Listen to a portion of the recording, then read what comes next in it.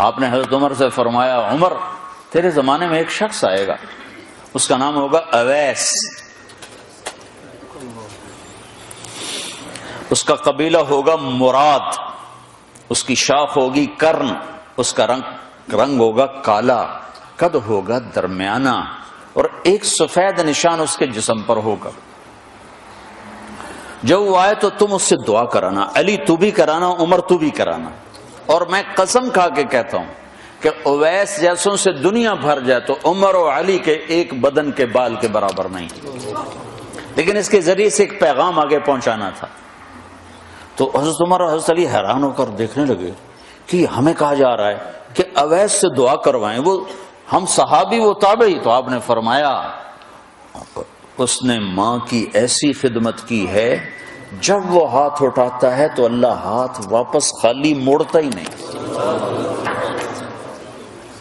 یہ پیغام پہنچانا تھا کہ ماں باپ کے آگے جھکو۔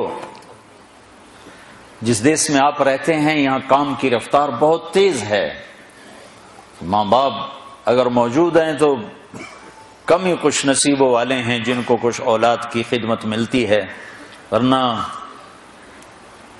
دیواروں کے ساتھ ہی زندگی گزر رہی ہوتی ہے۔ تو عمر رضی اللہ عنہ جب خلیفہ بنے تو ہر سال حج کرتے تھے، ہر سال ان کو ڈھونڈواتے۔ اب مجھے یہ نہیں پتا درمیان کے کوئی سال ہوں گے کہ ایک سال آپ نے حج پر سارے حاجی اکٹھے کر لیے، ایسے اپنے سامنے کا کھڑے ہو جاؤ بھائی، سب کھڑے کر لیے، کہنے لگے بیٹھ جاؤ سارے یمن والے کھڑے رہو، تو سارے بیٹھ گئے، یمنی کھڑے رہے، کہا سارے یمن والے بیٹھ جاؤ، قبیلہ مراد والے کھڑے رہو، تو سارے یمنی بیٹھ گئے، مراد والے کھڑے رہے۔ اس سال میں یمن گیا جماعت میں تو اویس کرنی کے گاؤں گیا، ان کی جگہ پیدا ہوئے، جو ان کا قبیلے کے لوگوں سے ملا، اس علاقے سے گزرا، دیکھا کہ اچھا یہاں وہ ہستی پیدا ہوئی تھی۔ خشک پہاڑ ہیں، بالکل خشک پہاڑ۔ پھر آپ نے کہا مراد والے بیٹھ جاؤ، قرن والے کھڑے رہو، تو صرف ایک آدمی باقی بچا۔ تو آپ نے اس سے پوچھا تم قرنی ہو؟ کہا جی ہاں۔ اویس کو جانتے ہو؟ کہا جانتا ہوں، میرا سگا بھتیجا ہے، میرے بھائی کا بیٹا، لیکن وہ تو تھوڑا پاگل سا ہے، آپ اس کا کیوں پوچھ رہے ہیں؟ تو عمر رضی اللہ تعالیٰ عنہ رونے لگے، کہا وہ نہیں، تو پاگل نظر آتا ہے۔ پھر آپ نے پوچھا کدھر ہے؟ آیا ہوا ہے حج میں ہے؟ کہا جی ہے۔ کدھر ہے؟ کہا جو اونٹ چرانے نکلا تھا عرفات کی طرف۔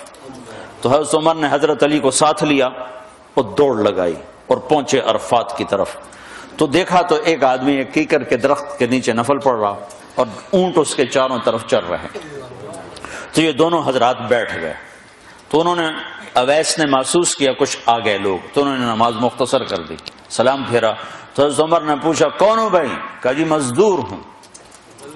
کہا تیرا نام کیا ہے؟ کہا جی اللہ کا بندہ۔ کہا بھائی ہم سارے کے بندے ہیں، میں پوچھ رہا ہوں جو نام تیری ماں نے تیرا رکھا وہ کیا ہے؟ تو وہ تو پہچانتا نہیں تھا کہ عمر کون ہے، علی کون ہے، وہ تو پہلی دفعہ حج پہ تھا۔ وہ کہنے لگا تم کون ہو میرا انٹرویو کرنے والے؟ انٹرویو تو میں اپنی طرف سے کہہ رہا ہوں۔ میں کہا تم کون ہو میرا پوچھنے والے؟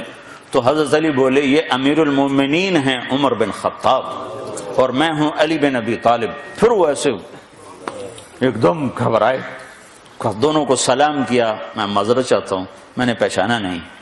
تو عمر رضی اللہ تعالیٰ نے فرمایا ہاتھ اٹھا، ہاتھ اٹھا۔ برمنگم والوں کو پیغام پہنچے کہ ماں کی خدمت کیسے کی جاتی، کہ عمر جیسا ہاتھ اٹھوا رہا ہے، علی جیسا، علی جیسا۔ تو وہ کہنے لگے میں آپ کے لیے کیسے ہاتھ اٹھاؤں، میری اوقات ہے کہ میں آپ کے لیے دعا کروں؟ کہاں، ہمیں ہمارے نبی کا حکم تھا کہ اویس آئے تو اس سے دعا کروانی ہے، کہ جب وہ ہاتھ اٹھاتا ہے تو وہ ہاتھ خالی نہیں آتے۔ کس وجہ سے؟ تہجد، جہاد، تبلیغ، ذکر، تلاوت، تسبیح، حج، عمرے، نمازیں، روزے، ذکر، تلاوت۔ کس وجہ سے؟ نہیں، ان میں سے ایک وجہ بھی نہیں، ماں کی خدمت کی وجہ سے۔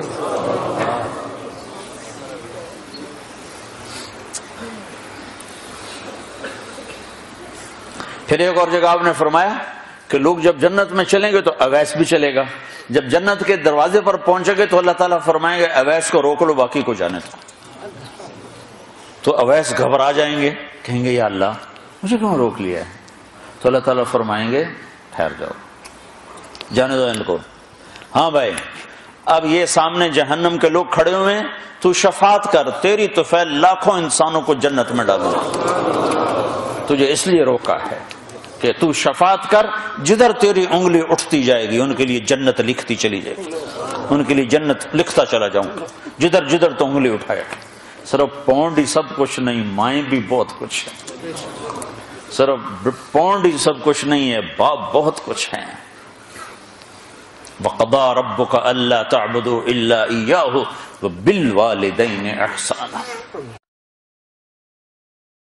پیاری ماں مجھ کو تیری دعا چاہیے، تیرے آنچل کی ٹھنڈی ہوا چاہیے، لوری گا گا کے مجھ کو سلاتی ہے تو، مسکرا کر سویرے جگاتی ہے تو، مجھ کو اس کے سوا اور کیا چاہیے. پیاری ماں مجھ کو تیری دعا چاہیے، تیرے ممتا کے سائے میں پھولو پھلو، تھام کر تیری انگلی میں بڑھتا چلوں، آسرا بس تیرے پیار کا چاہیے. پیاری ماں مجھ کو تیری دعا چاہیے، تیری خدمت سے دنیا میں عظمت میری، تیرے قدموں کے نیچے ہے جنت میری، عمر بھر سر پہ سایہ تیرا چاہیے. پیاری ماں مجھ کو تیری دعا چاہیے.